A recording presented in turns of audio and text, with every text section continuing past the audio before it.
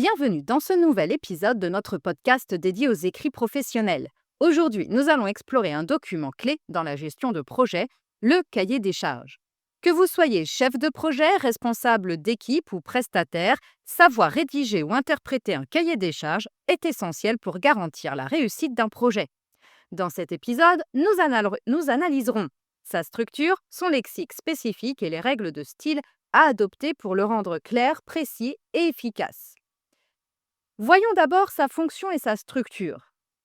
Un cahier des charges est un document contractuel qui définit les attentes, les contraintes et les livrables d'un projet. Il sert de référence pour toutes les parties prenantes et permet d'éviter des malentendus. 6 rubriques principales sont à inclure.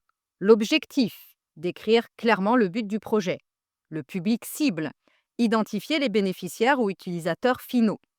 Les contraintes, délais, budget, réglementation ou limites techniques.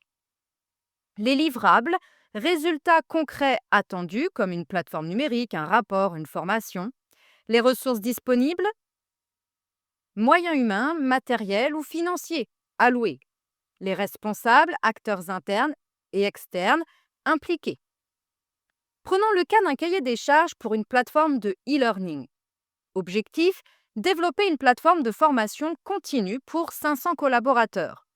Contrainte, mise en ligne avant le 15 janvier. Respect du RGPD, interface multilingue, budget de 80 000 €. Livrable, développement de la plateforme, formation des référents, support technique pendant 12 mois. Ressources, équipe IT interne, expert en pédagogie numérique. Responsable, service formation et développement RH en collaboration avec un prestataire externe. Pourquoi ces éléments sont-ils importants? Car ils permettent de mesurer la réussite du projet, le respect des délais, la conformité, la satisfaction, et ils garantissent une communication claire entre toutes les parties. Bien sûr, vous aurez entendu du lexique professionnel spécifique, ce qui est crucial pour rédiger un cahier des charges précis. Vous avez entendu les livrables, les produits ou les résultats concrets attendus, les contraintes, les conditions imposées ou les limites à respecter, le prestataire, c'est-à-dire le fournisseur de services externes, des indicateurs comme des données mesurant l'efficacité du projet et l'échéance, la date limite pour réaliser une tâche.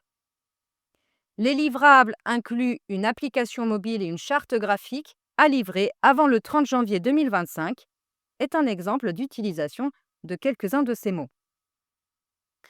Et enfin, le style d'un cahier des charges. Il doit être factuel, neutre et impersonnel.